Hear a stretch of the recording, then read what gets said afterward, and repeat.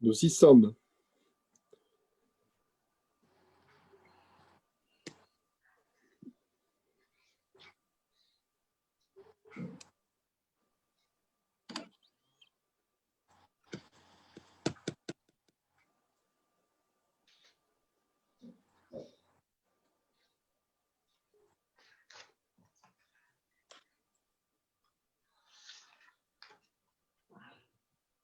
Voilà. Mesdames, Messieurs, avant de débuter la séance publique du Conseil communal, je vous propose 1 minute de silence pour nos 2 échevins honoraires décédés le 19 septembre dernier, Madame Colette Sécaris et Monsieur Polanès. Merci.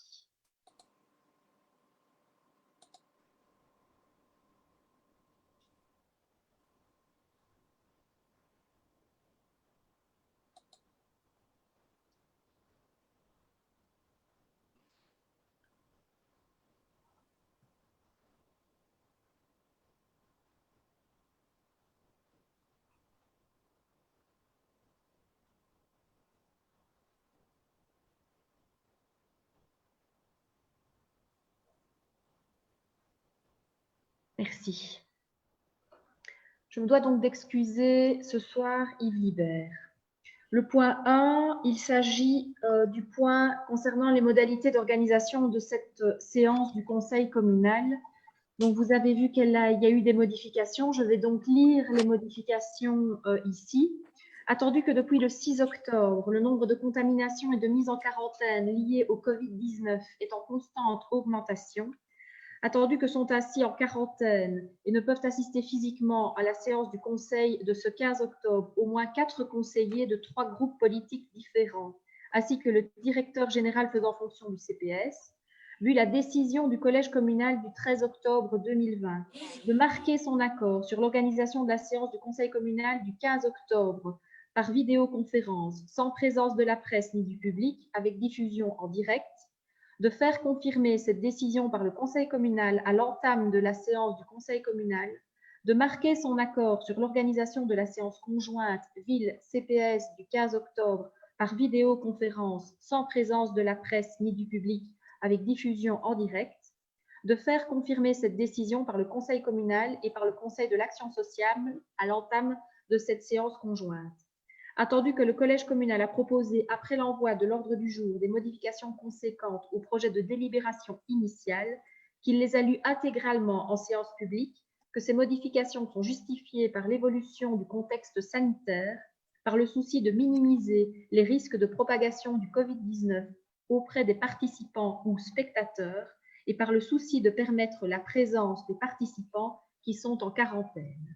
Nous décidons donc de confirmer la décision du Collège communal du 13 octobre 2020, et pas 13 septembre 2020, d'organiser la séance du Conseil communal du 15 octobre par vidéoconférence, sans présence de la presse ni du public, avec diffusion en direct. On est d'accord? Oui. Oui. Merci. Point 2, c'est l'ordonnance de police du 11 septembre dernier rendant obligatoire le port du masque en certains endroits du territoire communal pour raison de salubrité publique durant la pandémie de coronavirus Covid-19. C'est une ratification. Donc, il vous est proposé de ratifier l'ordonnance que j'ai prise le 11 septembre dernier. Oui. Parfait. Le point 3, c'est la SBL, Agence locale pour l'emploi de SPA, le remplacement d'un membre. Vu la démission de Madame Anaïs Hennemont, représentant l'EMR, de la SBL, l'Agence locale pour l'emploi, il est proposé de la remplacer par Monsieur Pierre Guissens. Oui. Parfait. Le point 4, Paul, il s'agit de la convention entre la commune de Theux et la ville de Spa relative aux travaux dont on parlera le point suivant.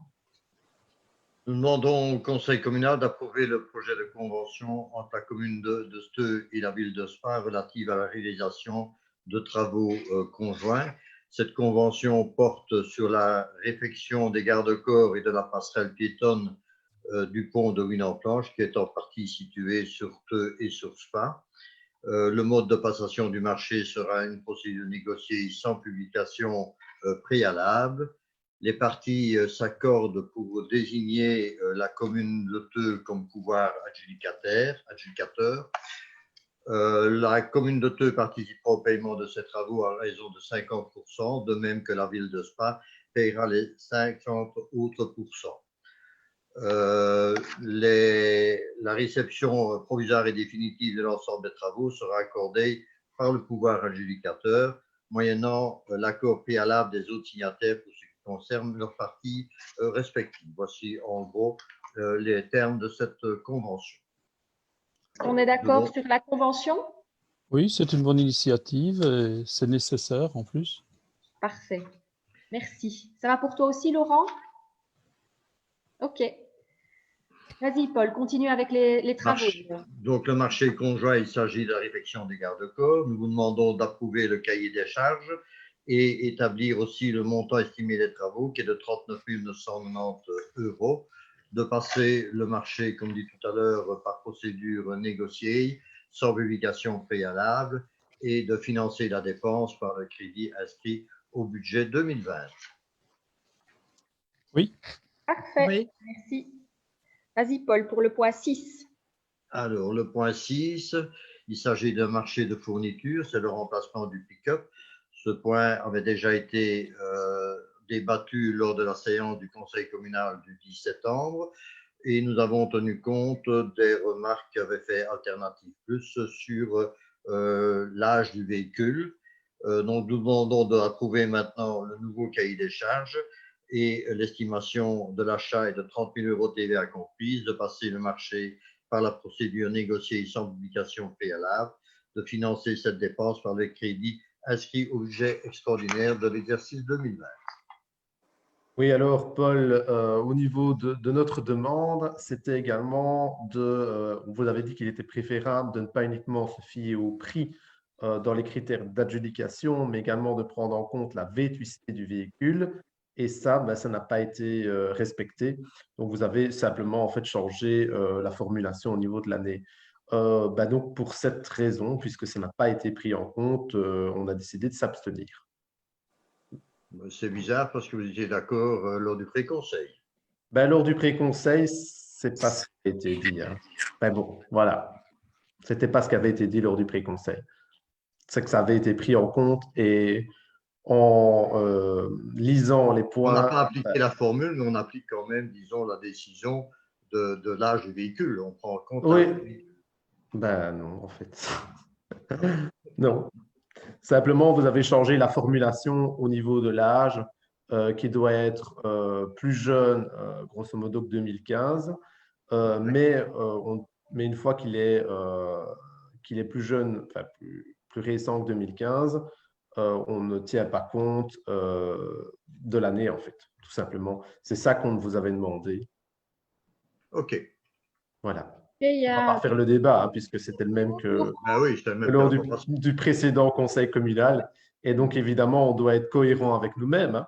Voilà. parfait. Donc, il y a 7 abstentions. Laurent? Oui, OK pour nous. OK, parfait. Merci. Point suivant, Paul.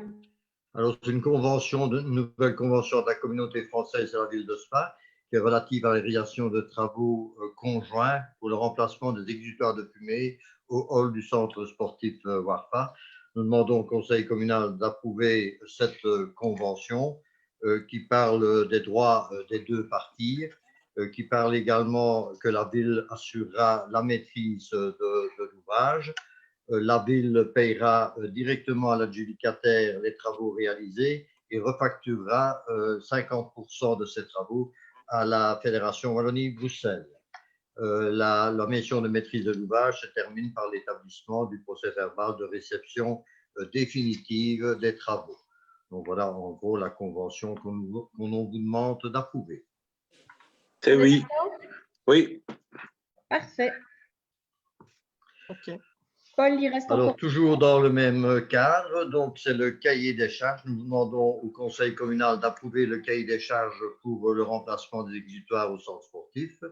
Le marché sera par procédure négociée sans publication préalable et nous demandons de financer la dépense par le crédit qui est inscrit par voie de modification budgétaire au budget extraordinaire de l'exercice 2020. Ça va? Et c'est toujours oui. Parfait, merci. Johan, c'est à toi. Alors, on m'entend bien? Oui. Ok, parfait. Très bien. Oui, donc le point 9, c'est une simple formalité, je dirais, puisqu'il s'agit de renouveler la notification à la région wallonne de notre adhésion à l'opération commune zéro déchet qui est menée conjointement avec Atradel. Donc c'était déjà le cas cette année et on vous propose donc de renotifier cette adhésion pour 2021.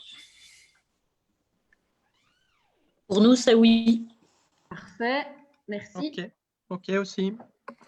Johan, tu peux continuer. Oui, je continue avec le point 10, gestion des déchets issus de l'activité usuelle des ménages, arrêt du coût vérité pour l'année 2021. Je vous rappelle, vous l'avez sous les yeux, que le coût vérité doit se situer dans une fourchette entre 95 et 110% du coût réel de ce traitement des déchets.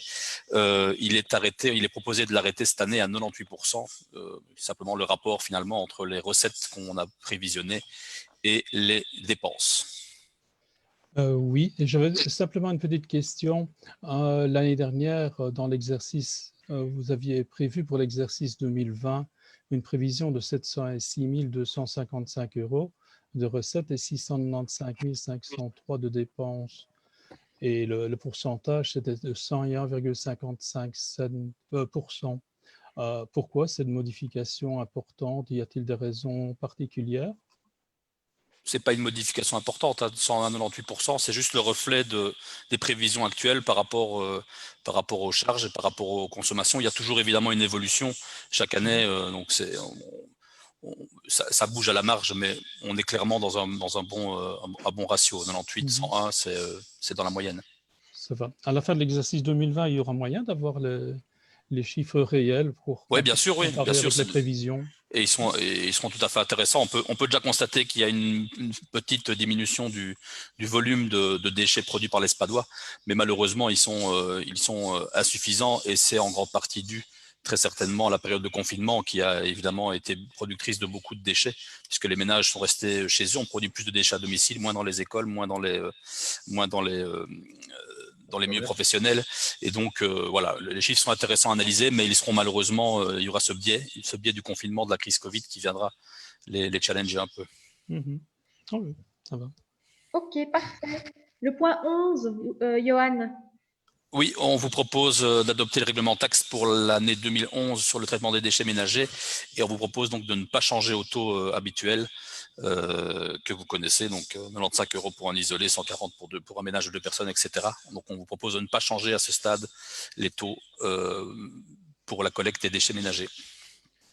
Oui, l'année dernière, vous aviez développé quelques actions à mener et qui avaient été menées et M. Jurion, conseiller, avait rappelé que la ville est passée à un système plus incitatif il y a un an, mais que son impact ne pouvait pas être évalué. Selon les informations en ma possession, on peut se rendre compte qu'il y a une évolution qui n'est pas tellement positive dans la quantité de déchets, puisqu'elle augmente toujours. Et pour cette année, selon mes informations, ça pourrait être encore plus important que l'année dernière, pour la raison que vous avez évoquée notamment. Selon mes informations, elle baisse. Moi, les informations que j'ai, c'est qu'elle baisse. Mais on va attendre la fin de l'année pour faire un bilan définitif, effectivement. Mais elle ne baisse pas suffisamment par rapport aux espérances, même si la ville de Spa se situe, je dirais, dans le ventre mou de la province, des partenaires d'Atradel en termes de volume de déchets. On préférait évidemment être leader, mais pour l'instant, on est dans un ventre mou, effectivement. Oui, selon les prévisions d'Atradel, on est au-dessus de la moyenne depuis quelques années. Et cette année, pour 2019, on a continué d'augmenter. Et quand je vois pour le mois de septembre 2020, on était déjà à 135 kilos. Donc, on risque d'être largement au-dessus. Donc, il faudrait peut-être compléter les initiatives. C'est le but notamment du zéro déchet, de ces campagnes qui sont des campagnes de longue haleine, effectivement, pour changer les habitudes. On est d'accord que ça prend du temps. Oui. L'année dernière, on avait parlé également pour les couches, pour adultes. L'année dernière, on nous avait répondu que c'était un peu compliqué pour traiter des données médicales. Alors, Alternative Plus s'est un peu penché sur la question et été voir dans d'autres communes. Dans une commune d'ailleurs, de Chaudfontaine, je crois que Vous connaissez certainement son bourgmestre qui était ministre des Pensions. Là, il fait mis, si je suis victime d'incontinence, je demande un certificat médical à mon médecin traitant et je l'envoie à l'Échevinat des Finances, avenue de Centenaire 14 à Hambourg. Donc, est-ce qu'on ne pourrait pas s'inspirer, par exemple, de cette initiative? Je pense que d'une personne de référence et de la même sensibilité que la majorité actuelle. Pas forcément de la mienne d'ailleurs, Claude, mais peu importe. Non, de la majorité actuelle, j'ai dit. Il n'y a pas de souci. La majorité de la majorité, on est bien d'accord. Non, je ne sais, je ne peux pas réagir évidemment à cette proposition sans l'avoir analysée, d'autant plus que ça implique effectivement des données sensibles. Sachez juste qu'avec ma collègue Charlotte, à la demande de Sophie, on a remis cette question des langes pour personnes âgées, mais également pour les enfants, puisqu'il va y avoir des évolutions sans doute bientôt en termes de gestion de ces déchets-là. Donc c'est un dossier qu'on doit effectivement traiter. Je vous demanderai juste un peu de temps pour évaluer, mais si tu as des informations complémentaires sur les méthodes Califontaine, n'hésite pas à nous les transmettre. Oui, je peux t'en donner également de Verviers. Tiens, je crois que c'était socialiste ou bien c'était encore socialiste, je ne sais pas. Donc là-bas, il y a une possibilité également d'avoir une augmentation de la taxe forfaitaire des déchets. Donc elle passerait d'un montant beaucoup plus important pour les ménages résiduels et une augmentation des levées aussi. Mais de nouveau, c'est sur production d'une attestation délivrée. Donc, d'accord, oui, intéressant. Voilà. Donc, c'est tout près, c'est dans ta proximité, donc je pense qu'il y aura moyen de faire quelque chose. Est-ce qu'on peut passer au vote? Oui.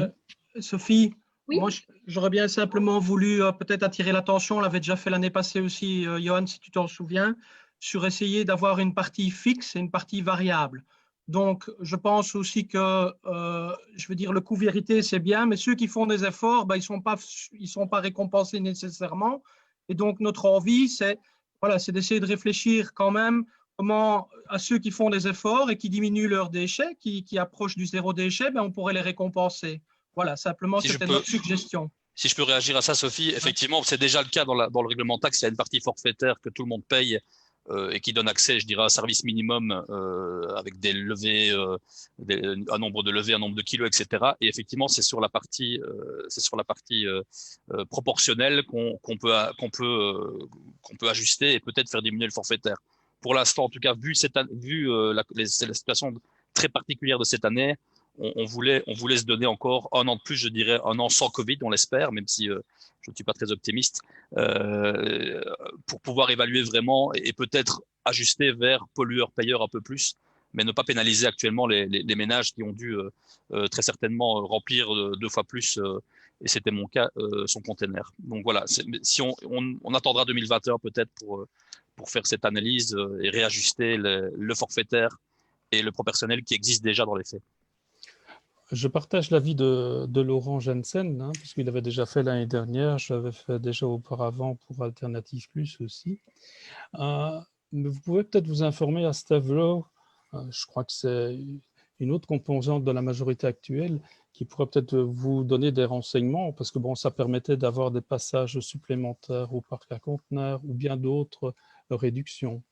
Et il reste encore une question qui était ouverte par mon collègue Franck Gazard de l'année dernière, c'était concernant en matière de déchets verts qui pouvaient poser problème à ceux qui en géraient beaucoup. Et l'année dernière, Madame la bourgmestre avait renvoyé vers l'Échevin Frédéric pour réfléchir à cette situation. Qu'en est-il de cette réflexion? Je ne vois pas exactement de quoi tu parles, Claude. Mes excuses. L'année dernière, oui. Mon collègue Franck Gazard avait évoqué qu'avec la limitation existante en matière de déchets verts, qui peuvent poser problème pour ceux qui en génèrent beaucoup, donc Madame la bourgmestre avait renvoyé vers toi pour réfléchir à ce genre de situation et apporter une solution. Aujourd'hui, des solutions qui s'appellent les pratiques de composteurs pailleurs. On a d'ailleurs lancé une formation spécifique sur SPA. On était une ville pilote à cet égard avec Intradel, donc ça existe, le parc à conteneurs d'autre part. Et puis évidemment, quand on est dans des gros volumes, il faut peut-être envisager d'autres solutions qui peuvent être des solutions d'ordre privé. Mais à ce stade, il n'y a pas d'autres. Il me semble que l'éventail disponible reste largement suffisant, je dirais, pour une pratique traditionnelle et des déchets traditionnels. Et je peux relayer, n'hésite pas à Oui, contacter Intradel pour leur dire que leurs volumes sont sous-qualifiés, mais je crains que tu ne sois pas rencontré dans tes demandes. Bah, écoute, je vais peut-être compléter ce que Claude a dit, puisque j'en ai parlé l'année passée. Merci. Donc, en réalité, on a quand même des villages aux alentours de Spa où il y a des personnes qui effectivement peuvent faire du compostage. On est d'accord, mais on ne sait pas tout composter non plus. Sinon, on obtient des volumes de compostage extrêmement importants. Et dans des intercommunales Idielux, par exemple, il y a moins de limitations ou quasi pas de limitations dans le dépôt des déchets verts. Et donc, c'est d'essayer de prendre en compte cette situation pour les Crépelins et les Mulziétois qui, à un moment donné, après une remorque au parc, peut-être une deuxième, eh bien, on est coincé, on ne sait pas continuer à travailler. Et parfois, on a beaucoup de quantité de déchets verts à générer. C'était juste ça la remarque je suis d'accord, Franck, mais tu sais bien que chaque filière, évidemment, est différente. Idelux a sans doute une plus forte capacité en termes de traitement des déchets verts qu'Intradel. Et donc, on est forcément lié à la pratique des intercommunales auxquelles on est lié nous-mêmes. Donc, voilà, mais je peux relayer, on a d'ailleurs bientôt une grande réunion, une grande jamborée avec Intradel, je peux relayer ces préoccupations qui sont effectivement propres à la ruralité. J'en conviens. Ben, je te remercie, parce que je pense que c'est important pour les personnes qui résident dans ces zones. Entendu. Merci. Et est-ce qu'on peut... Pardon? Vas-y, oui, je t'en prie. Oui. Donc, je me suis rappelé qu'on a reçu un courrier à la commune il y a très peu de temps, il y a une quinzaine de jours, qui nous informe qu'en fait le volume journalier de 1 mètre cube à 2 mètres cubes par ménage, et ce, toute matière confondue. Donc je pense que pour les déchets verts, à travers le Covid, on dorénavant le double, à partir apparemment du 1er octobre. On a reçu un courrier très récemment ici à la commune que je viens de trouver. Vous avez entendu, monsieur le directeur général? Assez difficilement. 1 mètre cube à 2 mètres cubes pour les déchets organiques, c'est ça, François? J'ai pas encore vu ce courrier. Ok, ben c'est déjà une bonne nouvelle. C'est un courrier reçu il y a 15 jours. Il faudrait peut-être informer les Spadois de cette situation, parce que quand on est, entre guillemets, le personnel qui gère le parc est très sympa, il laisse quand même mettre plus que ce qui n'est prévu de toute manière, mais ce serait quand même bien d'informer que la limitation a été modifiée. Ok, parfait. Merci bien. On est d'accord sur le taux donc, de la taxe, le taux est à changer d'ailleurs, hein? D'accord? Oui, et vous n'oubliez pas pour les couches alors. Le point 12, Johan. Le point 12, donc en fait, on vous propose d'intégrer au service minimum un service de traitement des encombrants confié à une ressourcerie, en l'occurrence la ressourcerie du Pays de Liège. Chaque ménage bénéficiera désormais d'une collecte gratuite par an, comme d'ailleurs nous recommande Intradel, une collecte gratuite qui porte sur 2 mètres cubes. Donc les Spadois pourront gratuitement, ce sera inclus à leur service minimum, faire appel à la ressourcerie pour traiter des déchets qui prennent du volume. Généralement, évidemment, ce sont plutôt du mobilier, etc. Parce qu'il y a une vertu à être évidemment ressourcé et donc réhabilité par la ressourcerie. Et donc, on vous propose d'intégrer ce service de 2 mètres cubes par an, service minimum, dans l'offre de base.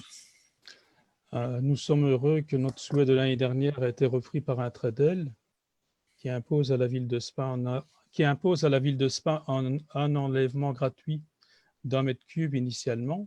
Sinon, la cotisation Reciparc est majorée d'1 euro par habitant, soit le risque d'un coût supplémentaire de 10 000 euros. Enfin, on prend quand même bonne note que cet enlèvement à Spa se monte à 2 mètres cubes. Mais nous avions peut-être une proposition peut-être intéressante qu'on s'est inspiré, pas nécessairement de ton côté de Johan, mais d'une majorité maire à Sprimont, où là, le premier enlèvement, c'est plus ou moins 3 mètres cubes. Et alors ensuite, le passage suivant, c'est à 25 euros le passage. Est-ce qu'on ne pourrait pas envisager ça, surtout connaissant le taux relativement faible d'enlèvement et ça ne devrait pas coûter une fortune pour la commune de Spa. J'ignore si Sprimont est avec Atradel. Je pense que ces taux sont imposés par Atradel. Je parle sous contrôle évidemment Ouais. du DG. Les sources de la ressourcerie, donc à Sprimont, le premier est gratuit, puis 25 € pour le passage suivant. À Ewaï, le premier est gratuit, puis 25 € le passage suivant. À Berlot, le premier est gratuit, puis 20 € le passage suivant. Enfin, je peux encore continuer, hein, j'en ai toute une série pour arriver à Wassège, que le premier est gratuit, puis 10 € le mètre cube. Donc, voilà. Donc, comme ça permettrait de simplifier en même temps la tâche de ceux qui doivent enlever. Parce que vous imaginez, vous devez enlever une table, par exemple, ça fait directement un mètre cube. Donc, devoir payer 35 € pour évacuer une table, ça me paraît relativement important. Donc, le fait de compter simplement un passage avec un maximum de 3 mètres cubes, ça me semble relativement intéressant pour aider justement les personnes qui n'ont pas les mêmes moyens que beaucoup d'autres personnes pour les évacuer. Et ça évite peut-être de retrouver des déchets où ils ne devraient pas être. Je ne peux pas m'engager ici à trouver cette idée intéressante sans projection budgétaire, avis de l'ADF, etc. Donc, voilà, à ce stade... production budgétaire, l'année dernière, ce n'était pas des quantités relativement importantes qui ont été évacuées de Spa, hein, puisque bon... Non, bien sûr, oui, mais évidemment, le service minimum a vertu à faire augmenter cette offre. Oui, l'année dernière, pour ton information, c'était de 2,34 tonnes. Hein. Oui, c'est pas grand-chose. Hein. C'est pas grand-chose. Et 228 € la tonne. Donc, vous êtes arrivé à 534 € que ça a coûté. Johan, les différences de prix viennent d'où alors? C'est la commune? Les différences de prix, je pensais qu'Atradel... Ah oui, c'est des tarifs qui sont proposés par Atradel. Donc, est-ce que ces communes prennent en charge la différence? C'est la ressourcerie qui vous facture 228 €. Oui, donc la ressourcerie partenaire d'Atradel. On discute avec Atradel, c'est lui notre interlocuteur. Voilà, ce sont des tarifs qui nous sont proposés. Donc, en fonction du kilomètre, en fonction Honnêtement, j'en sais rien. Mais je peux vous le dire, hein, c'est tout compris. C'est tout compris, 228 €,4. C'est tout compris, le transport, éventuellement l'incinération, l'élimination, si ça ne peut pas être ressourcé. Donc, c'est tout compris, Laurent. Comme ça, bon, tu as une idée. Et l'année dernière, il y avait 12 enlèvements. Donc, ça fait une moyenne de 45 € l'enlèvement. Ok, Johan, est-ce qu'on peut imaginer demander à la ressourcerie pourquoi c'est un autre prix dans une autre commune? Oh oui, on peut l'imaginer, on peut même le faire. Mais c'est-à-dire que vous avez entièrement la liberté de faire ce que vous voulez en réalité. Il y a toujours ce rapport au fameux coût-vérité dans la gestion des déchets. On ne peut pas. Ça doit être dans le global, en tout cas, ça doit s'équilibrer. Mais ici, on est d'accord que ce sera à la marge sur les c'est vraiment des cacahuètes. Et je crois qu'on y gagnerait parce qu'on éviterait de retrouver des déchets qui ne devraient pas être à l'endroit où ils se trouvent. Vous voyez, vous devez envoyer un agent constatateur, après vous devez envoyer la commune pour procéder à l'enlèvement des déchets, et après on ne trouve pas à qui s'appartient ces déchets. Je crois que globalement, on y gagnerait énormément. Je pense malheureusement, Claude, que les crottés auxquels tu fais référence et qui parfois officient sur le territoire de Spa ne changeront pas leur comportement parce qu'il y a une offre de service public qui vient. On ne sait pas, hein, je ne peux pas me mettre à leur place. Je serais ravi de l'imaginer comme ça. Mais c'est-à-dire comme dans n'importe quoi, on doit donner la possibilité à tout le monde de s'amender ou bien de trouver une autre solution. Donc, voilà. Moi, je ne vais pas juger des gens. Hein. On est surtout inscrit dans une commune zéro déchet sauvage, pardon. Donc, raison de plus de donner tous les moyens possibles.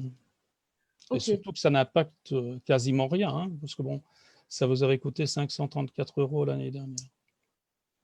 Johan, sur ça, on peut interroger Atradel? Oui, hein, bien sûr. Oui, ok.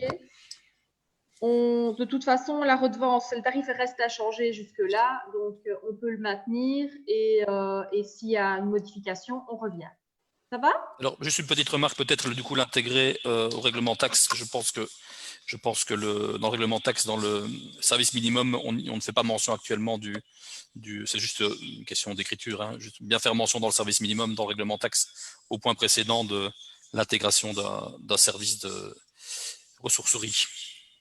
Parce qu'ici, on s'engage quand même jusqu'en 2025, hein, c'est quand même quelques années.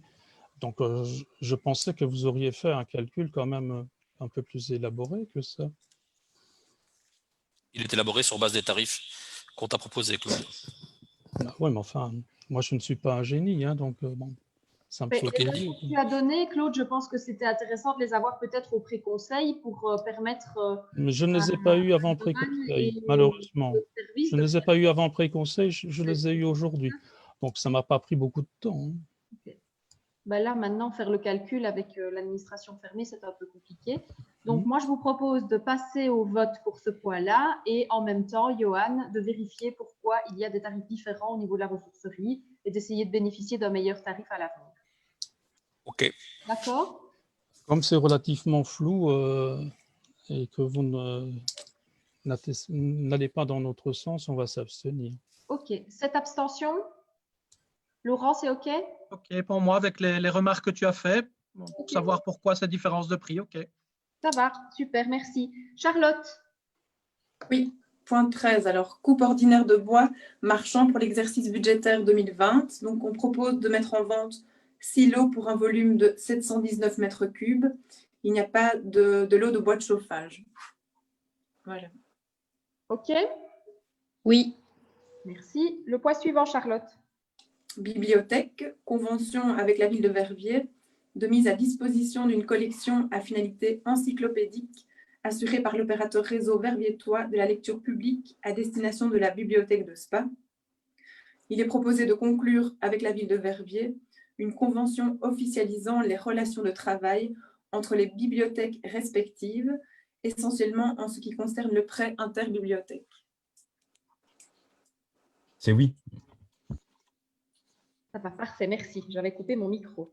Le point 15, je vais aider Charlotte. Hein, c'est le point que je vous ai présenté lors du pré-conseil. Donc, c'est le point qui concerne la zone de secours Vesdre, Ogne et Plateau. C'est la clé de répartition des dotations communales pour le budget de l'exercice 2021. Donc, il faut arrêter la dotation communale. Donc, au budget ordinaire 2021 de la zone de secours se clôture en équilibre. Il est proposé d'arrêter la dotation communale pour l'exercice 2021 à la somme de 420 172,44 € contre 416 324,49 € en 2020. Le montant de la dotation est calculé sur base de la nouvelle clé de répartition, puisque je vous en ai parlé. L'actuelle clé, donc jusque 2020, prévoyait 20% à charge de la ville de Verviers, plus 1% à charge de chacune des 7 communes disposant d'une caserne, plus 73% à charge des 19 communes de la zone au prorata du nombre d'habitants. La nouvelle clé, à partir de 2021, prévoit 11% à charge de la ville de Verviers, 3,85% à charge des 7 communes disposant d'une caserne de volontaires au prorata de leur nombre d'habitants. Donc, comme Verviers a diminué de 11 vingtièmes, les communes bénéficiant d'une caserne de volontaires diminue également de 11 vingtièmes. Et le solde, donc 85,15%, est à charge des 19 communes de la zone au prorata de leur nombre d'habitants. Voilà. Alors, c'est évidemment une excellente nouvelle. C'est une excellente… voilà, la clé de répartition est une très bonne nouvelle, ainsi qu'évidemment la dotation de la province qui va également arriver. Donc, on ne peut vraiment que s'en réjouir et donc c'est un oui enthousiaste. Voilà. Merci. Laurent, c'est bon aussi? Oui, c'est oui. Simplement, je trouvais un peu bizarre quand même au niveau de Verviers, avec la nouvelle caserne, parce que j'ai quand même vu les coûts, c'est quand même énorme aussi.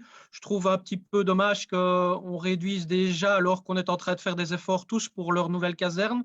Donc voilà, moi c'est mon petit bémol, mais ça n'a rien à voir avec SPA évidemment, mais je trouve que la négociation était un peu malvenue de leur part. Mais voilà, c'est ma réflexion personnelle. Mais sinon, c'est vrai que pour les finances de SPA, ce sera tant mieux. Ok, merci. Le point 16, Charlotte. Alors, Église protestante de Verviers-Laoureux, SPA, budget de l'exercice 2021, donc il s'agit d'un avis. La commune de Verviers exerce la tutelle d'approbation sur ce dossier. Il est proposé d'émettre un avis favorable. Le montant de l'intervention à charge de la ville est fixé à 180 € pour l'exercice 2021. Oui. Parfait, merci. Point 17. Les subventions, donc la suite des subventions 2020, on propose d'octroyer une subvention de 12 000 € aux associations membres du centre culturel, 50 € à la Fondation contre le cancer et 4 800 € au Royal Spa Football Club. Il s'agit en fait de remplacer le système d'éclairage qui est vétuste par un matériel qui sera acquis d'occasion, donc pour le terrain de foot qui est situé à Crêpes. Oui. Ok, merci. Le point 18, Charlotte. Budget communal, modification budgétaire numéro 2. Donc, on vous propose d'arrêter la deuxième modification du budget communal à l'exercice propre du service ordinaire, malgré donc l'impact budgétaire lié à la crise sanitaire que nous vivons, que l'on peut estimer à ce jour à 118 420 € sur les finances communales. Nous présentons une modification budgétaire en équilibre avec un crédit spécial qui diminue de 220 975 000 €. Donc voilà, comment peut-on expliquer ces diminutions? C'est parce qu'il y aura une diminution de la dotation de la zone de police, de la zone de secours, et il y a une augmentation des interventions de la région qui sont liées donc à cette crise sanitaire. Mais il faut également souligner une gestion prudente des dépenses. Voilà, au niveau du budget extraordinaire, la balise d'emprunt est respectée et le fonds de réserve est alimenté à hauteur de 674 265 €. Donc, c'est une augmentation par rapport à la première modification budgétaire. Pourquoi? Eh bien parce que nous avons reçu 615 000 € du fonds des calamités suite aux inondations du 1er juin 2018. Voilà. Bien, donc l'augmentation de la dotation du fonds des communes, du fonds des calamités, la diminution de la dotation également payée par la ville concernant la zone de secours et la zone de police. Tout cet argent, finalement, en grande partie venu des instances supérieures, vont nous faire énormément de bien et cela va nous permettre de pousser, du moins momentanément, un ouf de soulagement. Alors, comme vous le savez tous, les négociations historiques concernant la zone de police ont été très défavorables pour la ville. Nous avions insisté sur ce point et nous sommes aujourd'hui soulagés de voir que cette situation est plus ou moins en train de se régulariser pour atteindre une dotation proche de la normale pour la fin de la mandature. Puisque cette régularisation va se faire progressivement d'année en année, et donc, voilà, ce succès n'efface évidemment pas la perte historique cumulée qui dépasse très largement le 1 million d'euros. Elle ne sera malheureusement jamais récupérée par les Spadois. Alors, ce qui est plus inquiétant, c'est au niveau des projections pluriannuelles. On remarque que les résultats attendus donc pour 2021, 2022, 2023 et 2024, eh ben, ils ne sont pas très bons. Actuellement, donc, on a un bénéfice finalement cumulé de plus de 4 millions d'euros et toute autre chose restante égale, on a une projection qui va nous conduire à une perte cumulée à la fin de la mandature d'1 250 000. Et donc, la question, c'est que compte faire finalement le collège pour éviter qu'on se retrouve à la fin d'une mandature avec 1 250 000 € de pertes.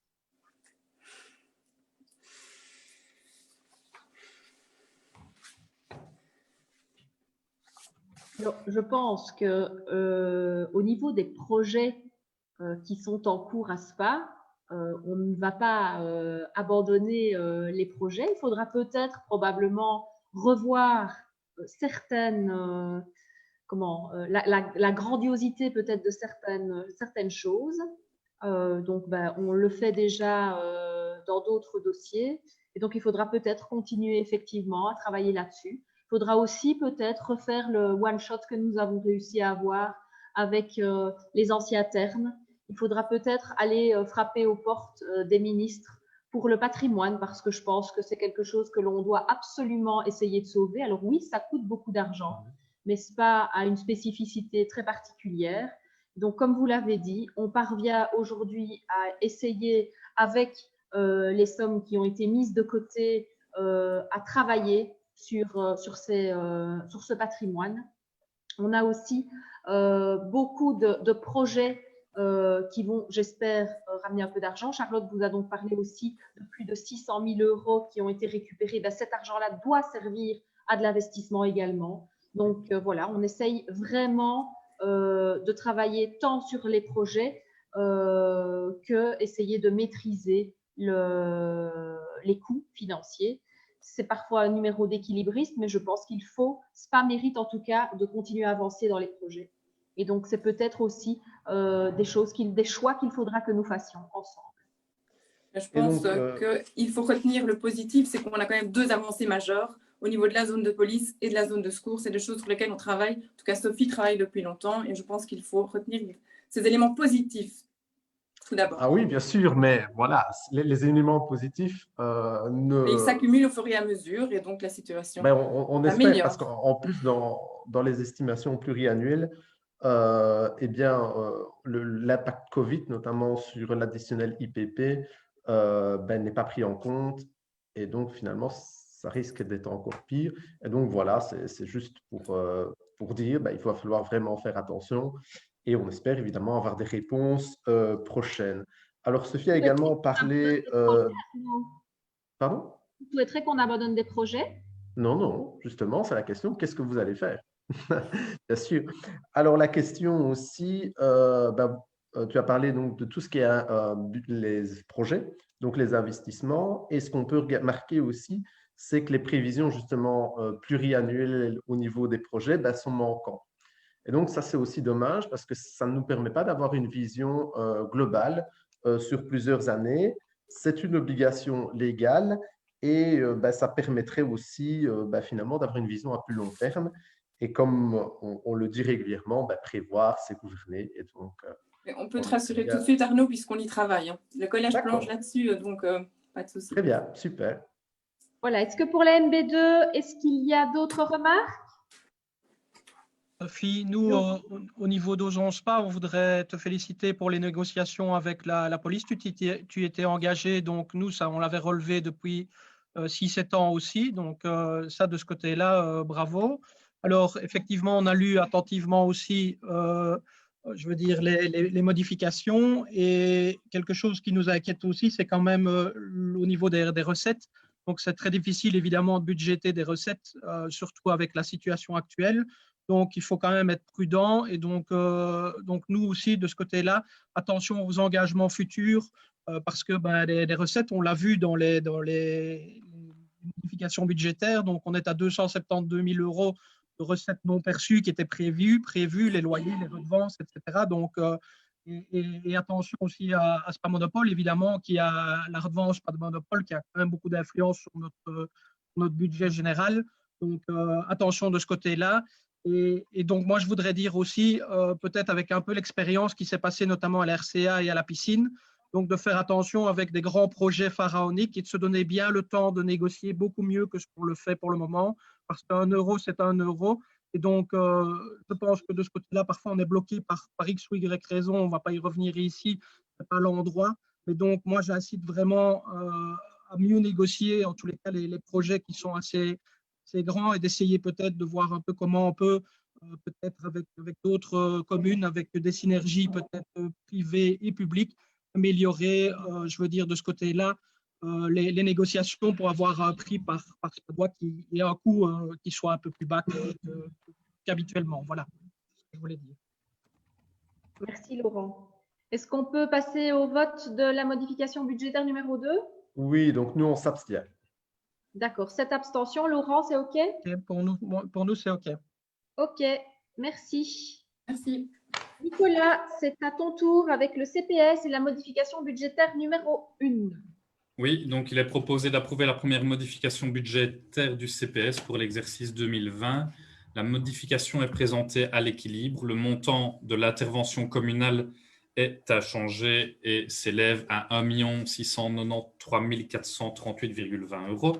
La modification permet d'injecter les résultats du compte 2019 et de réajuster certains postes au service ordinaire pour éviter les dépassements de crédit, Quelques modifications sont apportées aux services extraordinaires. 2 projets sont annulés.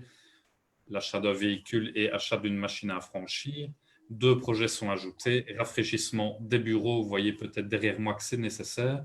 Et achat d'un destructeur de papier. Le crédit lié à l'achat de mobilier de bureau est augmenté. Et alors, on a aussi une petite remarque, c'est à peu près la même. On constate que les projections budgétaires pluriannuelles, et donc ici même l'ordinaire, ne sont pas faites. Alors, on connaît évidemment l'ampleur de la tâche au CPS, et donc on sait mais malgré ça, ce type d'exercice est vraiment important. Et donc, on espère que ça va être fait. Et donc, en raison de l'ampleur de la tâche, on comprend et on va évidemment voter oui pour cette modification budgétaire. Merci. Merci. Laurent? Alors, pour nous, c'est oui aussi. Nico, peut-être simplement une suggestion d'une première économie, c'est une image virtuelle pour ton bureau. Pas besoin de le rafraîchir. Oui, mais bon, il y a aussi le bureau des membres du personnel et de c'est priorité sur les bureaux du membre du personnel et pas sur le mien. Donc, ça va alors, c'est bon. Accommodation et d'abord mettre une image virtuelle. Parfait, merci. Alors, le PV de notre dernière séance, est-ce qu'on peut l'approuver moyennant… attendez, par rapport à la version envoyée au conseiller le 18 septembre, quelques interventions de M. Fagard ont été complétées au point 27 et 30. OK? Nous approuvons ce point. Parfait, merci. Alors, les questions d'Alternative Plus, c'est à vous. Alors, la première question, c'est pour moi. Donc, la ville de Spac compte-t-elle former son agent constatateur au niveau du code, du nouveau code, du bien-être animal? Wimine?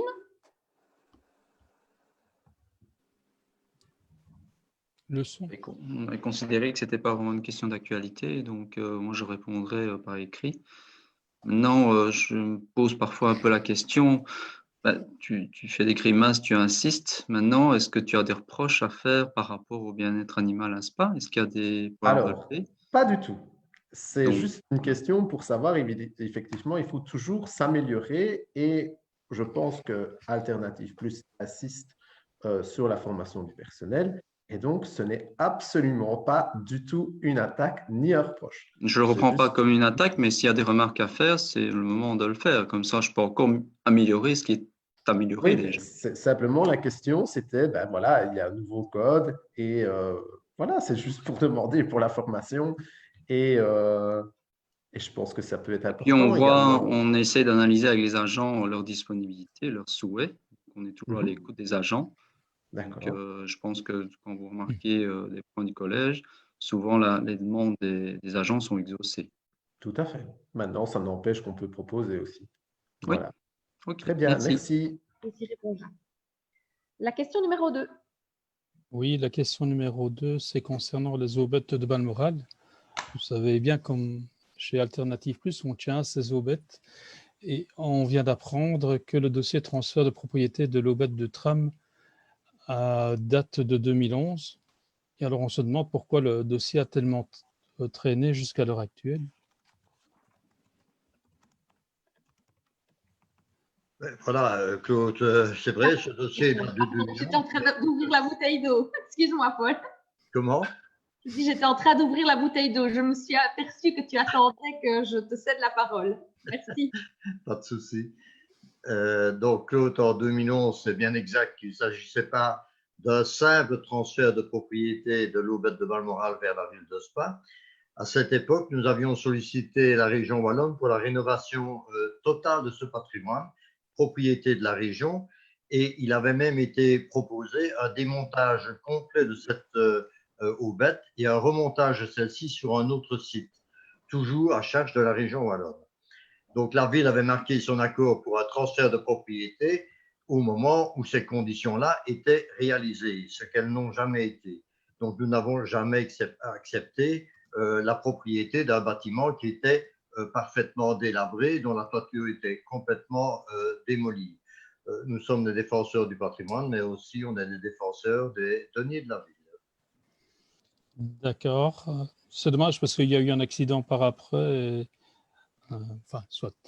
Ce qu'on a constaté avec ce Il y a eu un courrier, ça accident nous ou Claude?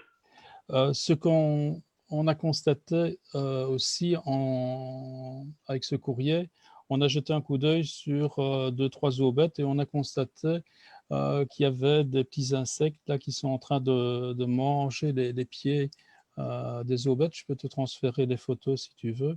Je crois que ce serait important d'y attacher une attention particulière pour sauvegarder ce patrimoine qui risque de se faire manger par les pieds.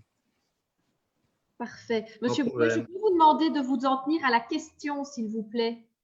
Oui, je m'excuse. Merci. J'ai des mauvaises habitudes. Oui. Je prends bonne note pour le futur. Donc, au niveau d'une kitchenette, donc vous allez lancer dernièrement un marché concernant une kitchenette pour l'hôtel de ville. Pourquoi ne pas avoir consulté d'entreprise spadoise? Je reconnais qu'il s'agit d'une erreur de nos services qui a rédigé un cahier des charges dans la facilité, je dirais bien, puisqu'ils ont fait un copier-coller d'un appel antérieur. C'était aussi dans le but évident d'avoir la même qualité de service et le même type de matériel déjà reçu pour d'autres kitchenettes. Les offres nous étant parvenues et l'urgence d'avancer dans ces travaux ne nous permettent pas de modifier le marché. D'accord, donc la prochaine fois, il faut faire attention. Je pense que c'est important pour nos commerçants qui sont en plus touchés par le Covid. Voilà, merci. Je peux me faire la remarque aussi à la limite, hein. J'aurais dû le voir. Mais c'était pas toi, c'était pas au service. C'est le service qui monte les dossiers, c'est pas moi. Hein. Oui, mais c'est les chevaux qui doivent surveiller. Oui, oui, d'accord. Oui, oui. Question suivante, s'il vous plaît. C'est pour moi. Comme vous le savez, une nouvelle place de parking PMR a été supprimée rue du Fourneau à cause des travaux de rénovation de la galerie Léopold II. D'autres places réservées aux PMR ont également été confisquées, dont 3 rue de la Poste. Et pour la ville, au total 8. La mobilité des PMR est évidemment rendue très difficile, voire impossible pour ces personnes. Comptez-vous en redistribuer d'autres à certains endroits pertinents? C'est pour moi, Philippe. Oui, peut-être d'abord en préambule, d'abord te dire évidemment, je pense qu'on peut tous être d'accord, se réjouir que des travaux d'envergure aient lieu au centre-ville avec la place de l'hôtel de ville, les anciens thermes, la galerie Léopold. Ce sont des travaux majeurs pour redéfinir le visage du spa de demain. Donc voilà, on s'en réjouit. Et effectivement, malheureusement, quand des travaux ont lieu, il y a de l'emprise sur de l'espace public. Et en ce qui me concerne, et je pense que Paul, malgré toute son expérience, n'est pas non plus capable d'inventer de nouvel espace public disponible. Et donc, ça impacte les PMR, mais toute la mobilité en général. Et je croyais bien qu'on comprend les difficultés, on y est nous-mêmes confrontés. On comprend les difficultés que ça peut générer. Je vais revenir à ta question précise. Par rapport aux places PMR, notamment sur la rue de la Poste, on a pris le parti de requalifier les quelques places qui étaient avant occupées par conjointement la police et les taxis. Ça place en place de stationnement 30 minutes pour créer plutôt une rotation. On pourrait évaluer la présence d'une place PMR, mais elle doit correspondre à des tailles, des profondeurs et des largeurs qui ne sont pas sans doute rencontrables à cet endroit. Mais donc ça, c'est une mesure qu'on a voulu pour créer une offre de stationnement rapide. Dans la rue Servet également, au niveau de chez Sanori, on a souhaité créer une place de PMR. On sait qu'on a d'autres demandes. On va les évaluer pour en remettre une de plus dans la rue Servet de ce côté-là, puisqu'il y a effectivement une zone, je dirais, un peu paramédicale avec la pharmacie et d'autres opérateurs qui le rendraient peut-être nécessaire. Sur la rue du Fourneau, ça n'avait pas été pris en compte. À titre personnel, j'avais pas vu arriver le truc, donc je te propose qu'on évalue la possibilité peut-être de créer une place PMR à proximité dans la desserte place Foch. On va aller voir sur le terrain, mais cette question donc vient effectivement mettre en lumière une situation qui moi m'avait un peu échappé, donc je t'en remercie. C'est moi qui te remercie pour le public PMR. Merci. Et alors, votre 5e question? Oui, on voulait vous poser la question pour le sapin de Noël, mais selon nos informations, on aura vraiment un vrai sapin de Noël place Royale. Vous pouvez me le confirmer, là? Oui, je peux vous le confirmer. Ce n'est pas une question d'actualité, mais j'ai écrit effectivement, j'ai déjà répondu à cette question à monsieur le conseiller Philippe Ourlet mardi matin. Voilà. Mais voilà, c'est pour ça. Parfait. Alors, maintenant, nous passons à la séance publique, au point complémentaire, et je cède la parole à Franck Gazard. Merci, Madame la Présidente. Donc, nous allons déposer 2 points. Enfin, je vais déposer 2 points au nom d'Alternative Plus. Le premier concerne l'accessibilité des sites web communaux. Donc, vous n'êtes pas sans savoir que l'Europe a légiféré en la matière pour rendre plus accessibles les sites des autorités publiques. La Belgique a effectivement transposé en une loi et un décret de ces dispositions. Le délai de mise en conformité arrivait à échéance le 23 septembre 2020. C'est pourquoi nous posons cette question ce soir. Alors, qui est concerné par cette législation? A priori, c'est le site de la ville de Spa et du CPS qui sont, on va dire, regroupés. Je veux dire, sur le plan technique, peut-être pas, mais donc voilà. Donc, l'objectif est, au-delà de l'obligation légale, c'est de permettre l'accessibilité pour les personnes qui présentent des difficultés auditives et visuelles. Et il nous semblait important également, étant donné la part importante d'aînés que nous avons dans notre ville, d'être attentifs à cette accessibilité. Donc, et permettre à ces personnes d'avoir aussi un accès autre que par un coup de téléphone, mais ces personnes, on sait, vont de plus en plus sur Internet, elles ont des tablettes, elles se modernisent de plus en plus, et donc avoir accès aux services proposés via, comme tout le monde d'ailleurs, via des services informatiques et web, on trouve ça important, notamment dans l'évolution vers une société inclusive pour tous, qui permet à tout le monde de pouvoir accéder à toutes les formes d'accès à l'information. Alors, étant donné que c'est une matière assez technique, l'analyse du site, ce que l'on propose, c'est de désigner un prestataire de service qui est spécialisé dans l'analyse de l'accessibilité des sites web existants et de vérifier la conformité aux réglementations qui régissent cette accessibilité, qui sont décrits notamment dans les décrets et lois belges, et par la suite de demander un rapport d'analyse sur cette accessibilité de nos sites web communaux, donc ville et CPS, et de formuler, le cas échéant, si après vérification c'est nécessaire, des recommandations à suivre pour répondre à cette législation. Voilà, donc c'est un ensemble tout à fait positif d'amélioration que nous vous proposons ce soir au Conseil communal, ce point. Alors Franck, c'est moi qui vais te répondre. Oui. Il faut savoir que nous travaillons avec l'intercommunal INIO et qu'en février 2020, nous avons reçu un courrier d'INIO demandant précisant que l'intercommunal allait mettre en place la création d'un groupe en interne des adaptations de sites pour le passage en version 4 pour les versions antérieures. Donc, le collège a pris acte à ce moment-là. Nous avons reçu un second courrier d'INIO le 31 juillet dernier qui explique que l'intercommunal a mis en place et il nous invitait à consulter le guide pratique.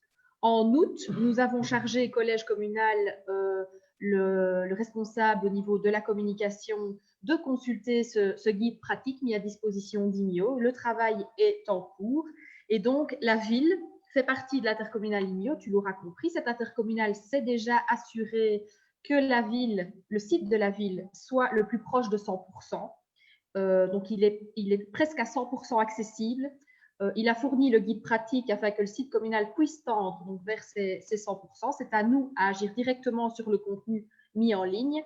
Et la ville donc, possède déjà un prestataire spécialisé dans le chef d'INIO ainsi qu'un rapport documenté fourni par l'intercommunal. Ce guide pratique est d'ailleurs visible sur leur site internet, donc je t'invite peut-être à aller voir sur leur site internet. Donc on est déjà, bien sûr.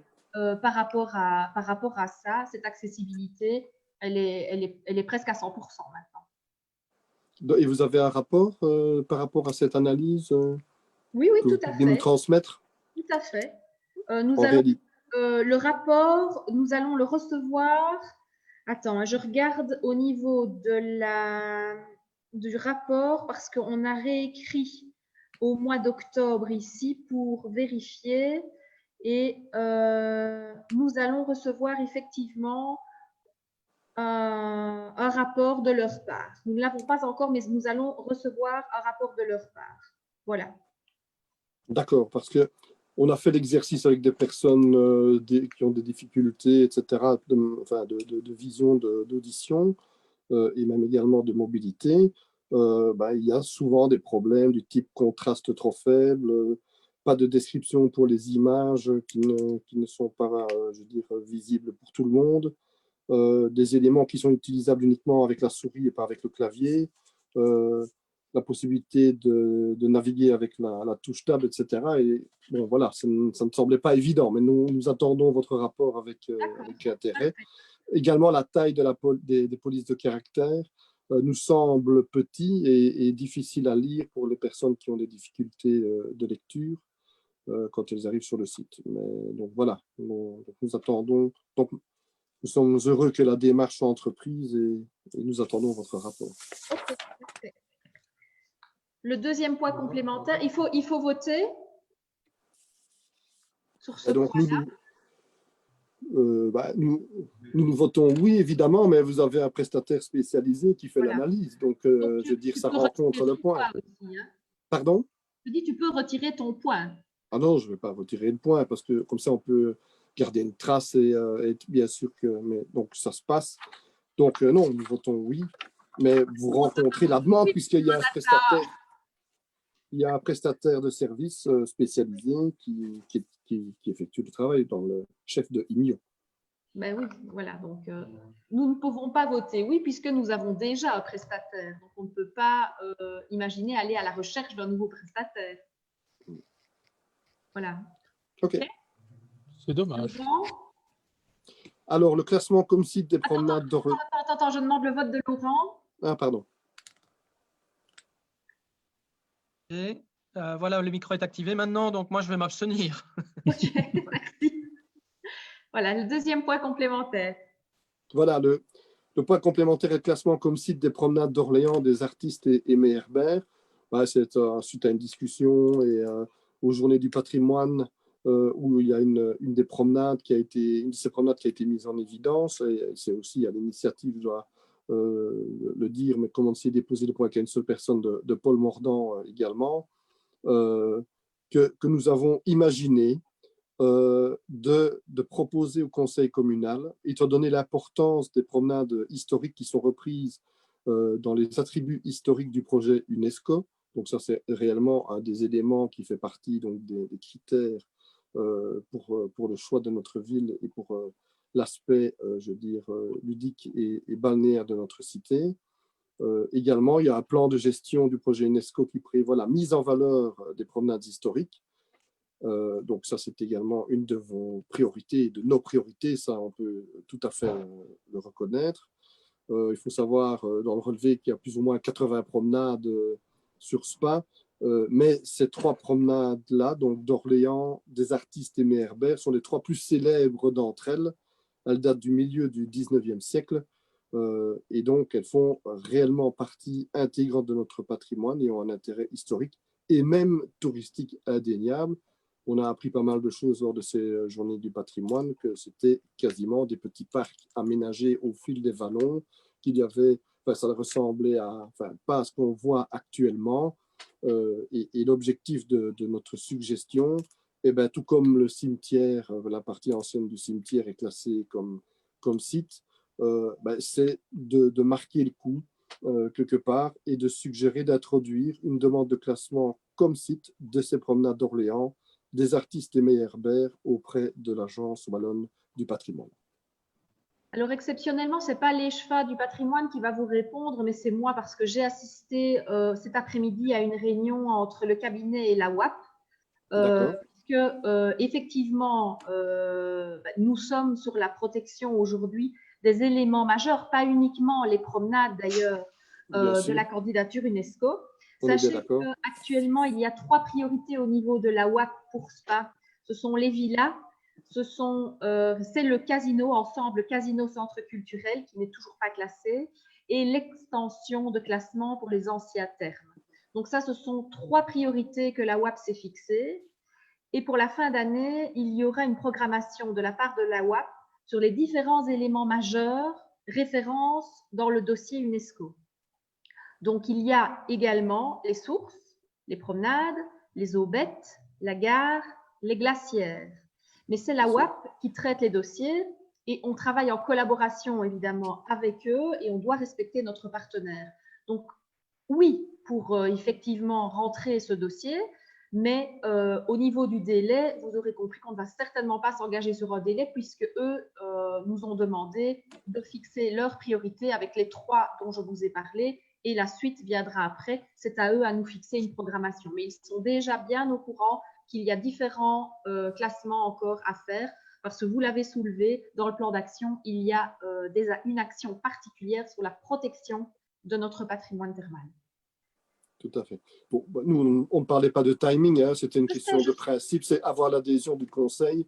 C'est aussi une manière de marquer le coup par rapport à cet élément important, qui est fort emblématique, évidemment, puisque ce sont les 3 promenades historiques. Tout à fait. Donc, nous voterons pour. On est d'accord aussi. Merci. Laurent? C'est OK? Parfait. OK pour nous. Merci bien, Madame la Présidente.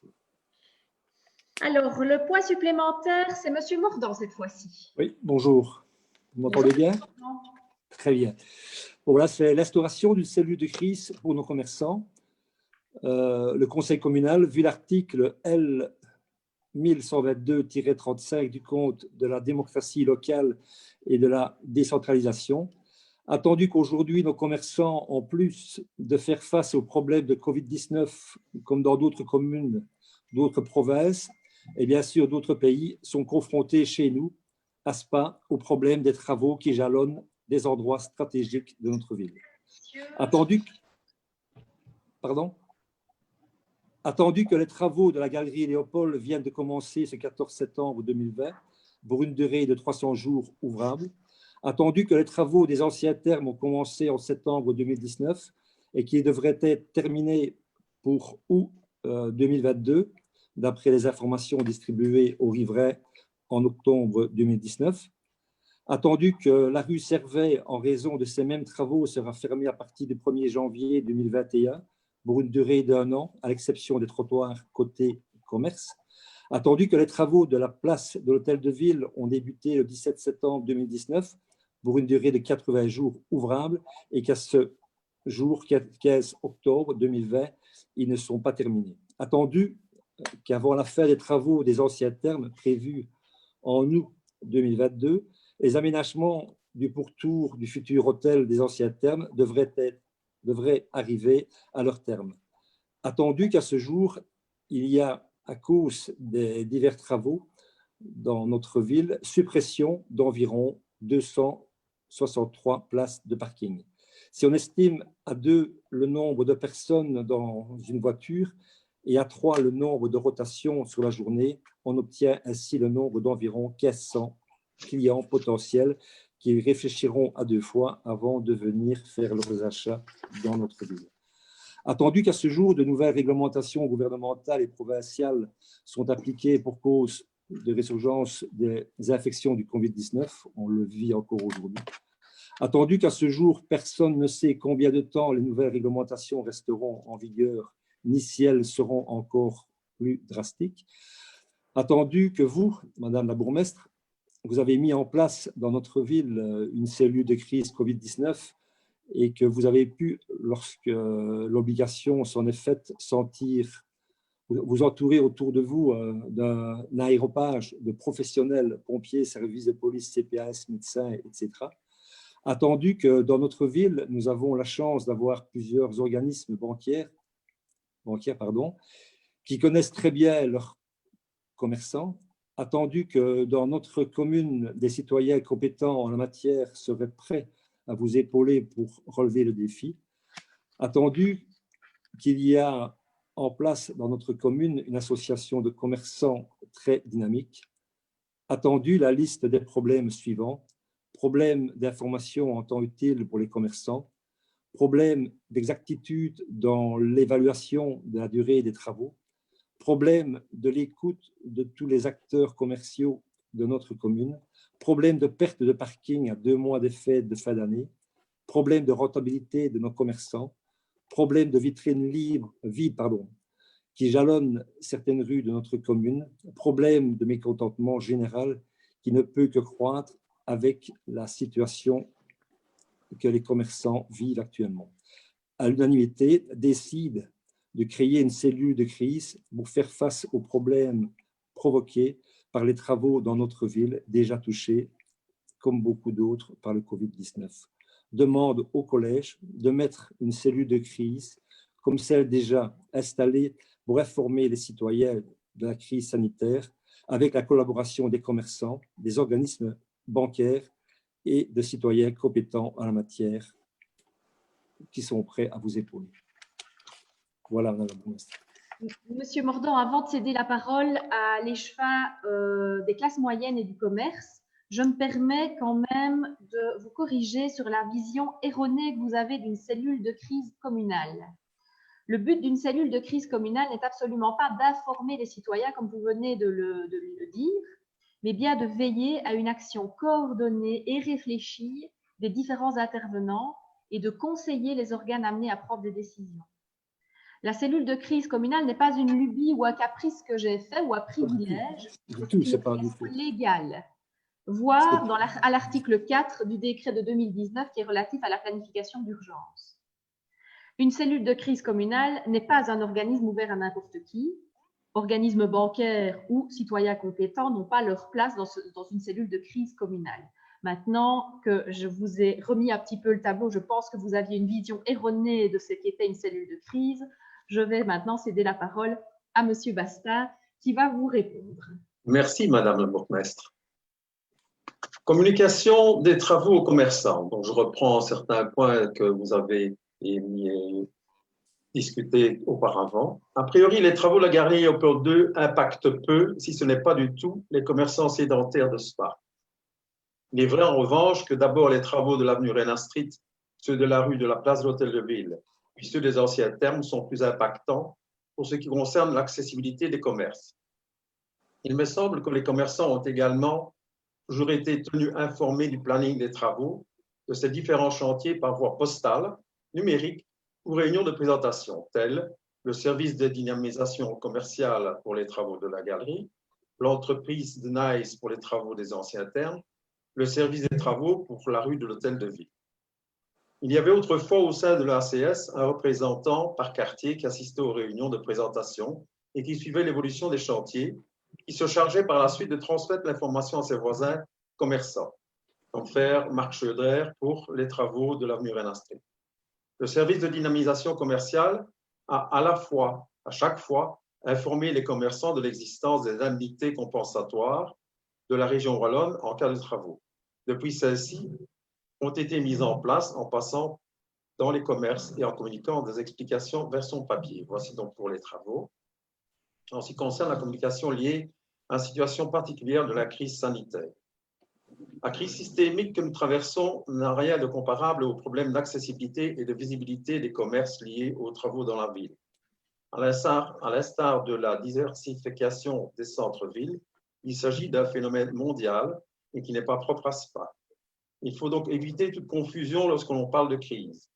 Avant le confinement et l'obligation du télétravail, la personne en charge de la dynamisation commerciale, qui ne réside de surcroît pas à Spa, a favorisé les échanges par voie électronique, les commerçants ainsi tenus informés de l'évolution des mesures et des différentes aides auxquelles ils pouvaient prétendre par email via leur groupe de communication sur Facebook et via la page Mesures de soutien aux commerçants, accessible sur le site web de la ville. Pour pouvoir demander ces indemnités, les commerçants ont de toute façon été contraints à faire des démarches en ligne. La personne en charge de la dynamisation commerciale regrette les cas anecdotiques de commerçants qui n'ont à l'heure actuelle pas d'adresse électronique. Ceux-ci se comptent sur les doigts d'une main et ne peuvent être blâmés si en 2020, les commerçants ne consultent pas leur boîte email. Outre cette communication récurrente et régulière, un autre type de communication a été mis en place, des affiches et réseaux sociaux pour promouvoir le commerce local. Toujours en soutien aux commerçants pendant et après le confinement, diverses actions ont été menées par la ville. Mise en place de la plateforme Drive-In pour pouvoir la livraison et les commandes en ligne chez les commerçants spadois, les sets de table et les cendriers urbains offerts l'Oreca, la suppression de diverses taxes, Les bons d'achat offerts aux Spadois, les commerces ont, semble-t-il, bénéficié de la relance touristique cet été en plus. Il est vrai cependant que le commerce est généralement plus calme à l'automne et que les cafés et bars s'inquiètent de la situation actuelle. Certaines mesures vont devenir contraignantes et l'ombre du reconfinement plane et inquiète tout type de commerçants. Nous sommes conscients qu'une aide sociale et psychologique serait peut-être nécessaire pour les commerçants angoissés, notamment en vue de ces annonces menaçantes. La personne en charge de la dynamisation commerciale n'a malheureusement pas cette compétence, en a d'autres bien entendu, est fort important, mais rappelle qu'il existe une cellule provinciale qui loue ce rôle, la cellule indépendante, et que la région wallonne a également mis en place des aides pour soutenir moralement les professionnels. Y aurait-il peut-être une demande en ce sens de la part des commerçants? Sinon, faites-le nous savoir. Problème plus général lié à la perte de dynamisme du commerce, c'est le troisième point que j'aborde. Comme évoqué précédemment, la désertification commerciale des centres-villes est un phénomène mondial qui ne touche pas spécifiquement Spa, une autre ville. Prenez par exemple les villes de Chaudfontaine, Verviers et Eupen. C'est pour enrayer cette tendance que la chargée en dynamisation commerciale a été engagée il y a 2 ans. Depuis lors, diverses actions ont été mises en œuvre pour inciter les commerçants à s'installer et à occuper les cellules commerciales vides. Soutien administratif dans les démarches pour s'installer dans les nouveaux commerces, accompagnement dans le choix de cellules commerciales, les primes communales, créa-shop pour l'installation d'un nouveau commerce, promotion du bail commercial de courte durée pour favoriser la création du magasin éphémère, collaboration avec l'ALPI, qui est une structure d'accompagnement à la création d'entreprises. Certaines actions ont également été mises en place pour soutenir les commerces existants. Un agenda des commerces sur la ville, soutien administratif et logistique pour les manifestations de différentes associations commerçantes, action éco-carte de fidélité pour soutenir le commerce local et sensibiliser à l'environnement, bons d'achat offerts aux Spadois à valoir dans les commerces locaux, recherche de motifs de déplacement ou d'activité du centre-ville, étude de la faisabilité de création d'un tiers-lieu, par exemple, qui est en marche pour l'instant. La chargée de communication serait ravie de pouvoir collaborer davantage avec, entre autres, des représentants commerçants, de l'ACS ou de l'Association des hôteliers restaurateurs et environ, et commerçants hors association. Et autres personnes qualifiées dans le domaine économique, le réseau REDS, DNI, SPA, Vitalité et Alpi. Il ne s'agit pas de lui donner des instructions dans la réalisation de son travail, mais de créer véritablement une synergie entre les différents acteurs de la vie. L'ACS nous communique ceci. L'ACS considère que dans l'état actuel des choses, il ne leur apparaît pas vraiment nécessaire d'avoir recours à une cellule de crise en tant que telle. Je terminerai en remerciant notre agence Sophie Blaine, dynamisation commerciale, pour la grande qualité de son travail de la part de tout le collège et je crois du conseil communal. Voilà. Je voudrais quand même vous dire, vous rappeler, quand même, Madame la bourgmestre et Monsieur Bastet, il n'y avait aucune critique dans cette demande. C'est simplement, comme je vous ai déjà dit en privé, c'est constructif, c'est essayer de voir ce qu'on peut faire ensemble et ce qu'on peut faire pour que les commerçants soient encore là bien demain. Si on a sorti cette motion, bon, elle vient aussi de la part de commerçants qui nous ont approchés et qui étaient inquiets. Donc, quand on parle de 263 places de parking qui disparaissent pour l'instant pendant quelques mois, peut-être 1 an ou 2, c'est quand même une inquiétude aussi. Donc voilà, ici la motion, c'est une motion constructive et pas pour commencer à lancer des polémiques par rapport à ce que vous faites et ce que vous ne faites pas. Et je vous remercie pour votre discours, il était très bien. Voilà, je n'ai rien d'autre à ajouter. Le discours, je n'ai pas l'habitude de creuser très fort, je suis assez bref, mais cette fois-ci, je croyais qu'il était nécessaire de remettre les églises au milieu du village.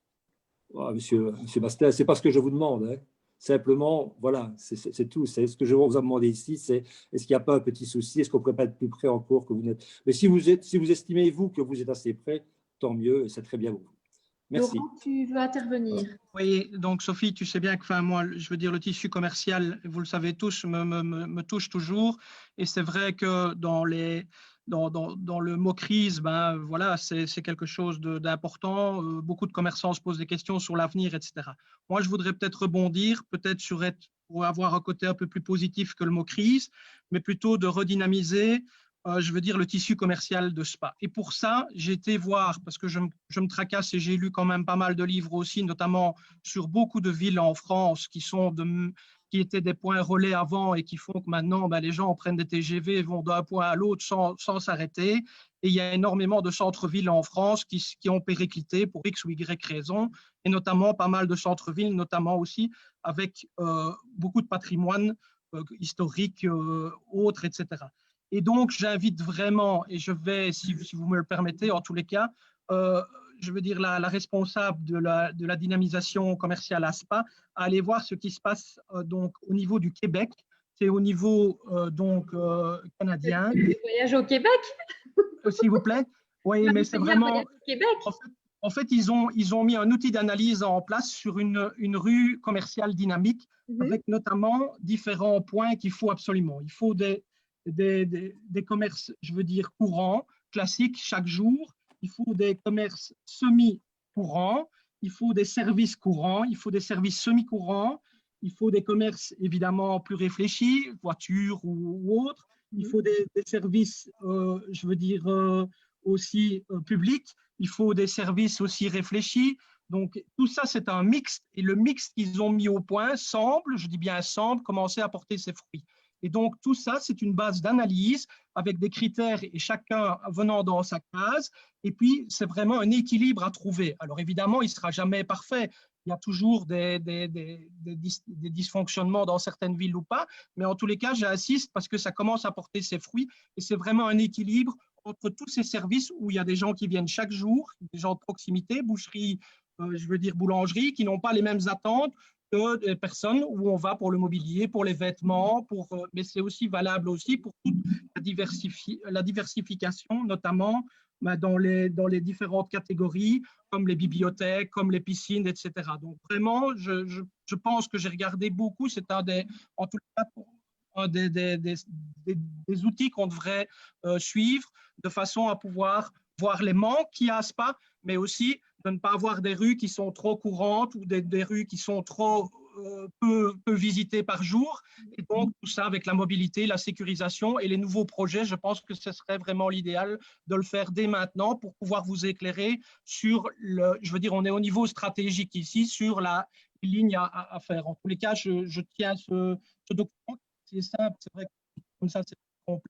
Mais en tous les cas, il a le mérite de fonctionner. Et alors, il faudra peut-être des adaptations, etc. Mais en tous les cas, il me semble en tous les cas quelque chose de génial pour se projeter dans les 10-15 prochaines années, avec tous les changements, évidemment, que chaque commerçant subit pour le moment, que ce soit Internet et les livraisons, etc. Donc, voilà.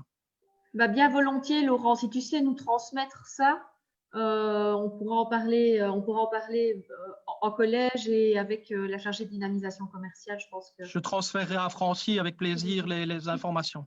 Parfait. Simplement, Sophie, je voulais juste compléter le vocable utilisé par Paul Mordant de cellules de crise, on l'appelle comme on veut, c'était simplement pour marquer le fait que nous sommes dans une situation compliquée pour les commerçants. Hein. Ce n'était pas du tout une référence à une réglementation quelconque. C'était un simple point administratif. Et je rebondis sur l'intervention très intéressante de Laurent également. Des études, on en a déjà fait à Spa. Hein. On a fait une étude CGFA, des études… Pardon? Ça date de 2007. Hein. Oui, ça date de 2007, mais dedans, il y avait des options qui ont été prises, mais qui n'ont pas été appliquées. On voulait recréer du lien entre la zone place verte et la zone… Place Royale au travers du projet des anciens thermes. La galerie commerçante a été abandonnée, elle n'existe plus dans le projet. Bon, dans l'étude CGFA, c'était prévu. On souhaiterait qu'il y ait de la cohérence aussi au niveau du développement économique de notre ville et que quand on a des études, qu'on essaie de les appliquer et d'aller jusqu'au bout. Cette étude, elle est… dans un tiroir. Donc, on a déjà des réflexions par rapport au commerce. Franck, elle est tout à fait complémentaire. Hein. Donc, moi, je veux dire elle est vraiment complémentaire. Hein. Donc, et c'est sûr que j'ai relu les forces et les faiblesses, elles sont toujours d'actualité. Et il y avait eu des pistes d'amélioration. Certaines sont en route et d'autres sont… voilà, il y a des choix qui ont été faits. Donc, à nous de de les le analyser. choix. Mais faire le lien entre la place verte et l'artère principale qui traverse la ville au niveau de la place Royale, etc., ben, il n'est pas créé. Donc ça, c'est une réflexion globale à avoir et importante parce que sinon, on va laisser ces quartiers séparés. Et on voit aussi le problème de la rue ben, où tu as tenu ton commerce dans le passé. Donc voilà, quoi. C'est pas évident, quoi. Hein. Non, non, Il faut quand même, et surtout maintenant, il faut vraiment mettre en place ce qu'on a et agir. OK. Une petite remarque, Sophie. Pardon, Paul, vas-y. Oui, une petite remarque pour Franck, c'est que la traversée des nouveaux termes, je dirais bien, je vais l'appeler comme ça, hein, bon, se fera également de la place Royale vers la place verte. Hein. On a tenu compte, je dirais bien, dans le projet. Donc là, pour moi… Oui, mais ok, d'accord, Paul, mais la galerie commerçante a été abandonnée, je suis bien d'accord. Voilà, c'est ça. Mais en fait, il y aura un passage qui sera prévu pour tous à travers les termes pour arriver sur la place Royale et faire la jonction avec la place verte. Ouais, parce que d'accord, mais été pris en compte par le bureau d'études et par les architectes. Oui, mais le lien est quand même le lien commercial qui compte. Hein. Donc, les gens passent d'une zone commerciale au travers d'une autre et passent dans la troisième. Ici, on perd ce lien qui fait que les gens déambulent en regardant des vitrines et des commerces. C'est ça qui est dommage. Voilà. Mais j'entends que le lien, que le passage est toujours possible dans une certaine mesure. Il sera même amélioré puisqu'on veut faire un passage via les jardins du casino vers la place verte. Donc, pour moi, le passage sera drôlement plus agréable et drôlement bien moulé, je dirais bien, pour que ça fonctionne convenablement. Le rapport montrait clairement au CGPA que les gens s'arrêtaient à l'escalier qui est très raide. Hein. Donc, c'est ça vraiment oui, mais l'enjeu. il y aura un passage pour les parkings qui sera possible pour le côté des parkings. Et vous oubliez aussi la rue de la Poste, évidemment, qui sera totalement rénovée et la rue de la beaucoup plus Poste conviviale, totalement rénovée aussi, avec une mise en lumière, etc. Forcément, la proximité de l'hôtel. Donc, je ne suis pas inquiet, mais il faut effectivement être attentif. OK, parfait. Alors, on peut passer au vote donc, de ce point pour l'instauration d'une cellule de crise pour nos commerçants. Donc, c'est oui pour alternative, bien entendu. Voilà. Nous, c'est non. Laurent? Moi, je vais voter oui aussi parce que je pense que, en tous les cas, le message qu'on doit faire passer maintenant, que ce soit une cellule de crise ou l'autre, en tous les cas, je pense que la motion, peut-être, on pourrait la changer, de dire que c'est vraiment une motion de soutien aux commerçants et de mettre tout en œuvre pour les aider à redynamiser parce qu'on a vraiment besoin de ce tissu commercial qui est à la fois social, à la fois tout. Donc, moi, je vais voter oui pour peut-être, voilà, le mot crise n'est peut-être pas tout à fait le terme adéquat, mais en tous les cas, pour soutenir nos commerçants, ils en ont bien besoin. OK, parfait. Merci. Alors, le point supplémentaire présenté par M. Fagard. Oui, merci Madame la Présidente. Donc voilà, donc, il y a un an, presque un an, donc c'était le 21 novembre, on avait posé la question par rapport à ce qui était devenu l'attraction des petits coureurs qui se trouvaient dans le pavillon des petits jeux. Et donc, vous nous aviez répondu que le collège faisait une enquête et donc le projet ici de délibération, c'est de charger le collège donc de délivrer les résultats de cette enquête. Alors, au niveau du timing, nous sommes relativement ouverts, donc ça peut être dans cette séance-ci ou lors d'une des prochaines séances. Voilà, merci. Oui, Arnaud, voilà, mais écoute, ici tu déposes un point complémentaire, mais normalement, un point complémentaire, il doit être utilisé pour soumettre une proposition concrète au conseil communal. Or, ici, tu t'adresses au collège, tu poses une question. Donc, je me demande s'il ne faudrait pas retirer ce point et plutôt poser une question auquel on te répondra par écrit. D'accord. Ok, moi, donc vous ne voulez, oui, vous ne voulez pas en fait y répondre. Non, c'est parce qu'ici, tu te rends bien compte qu'il y a, on n'est pas dans une proposition de projet concret. Tu poses une question au collège, tu ne t'adresses pas au conseil communal.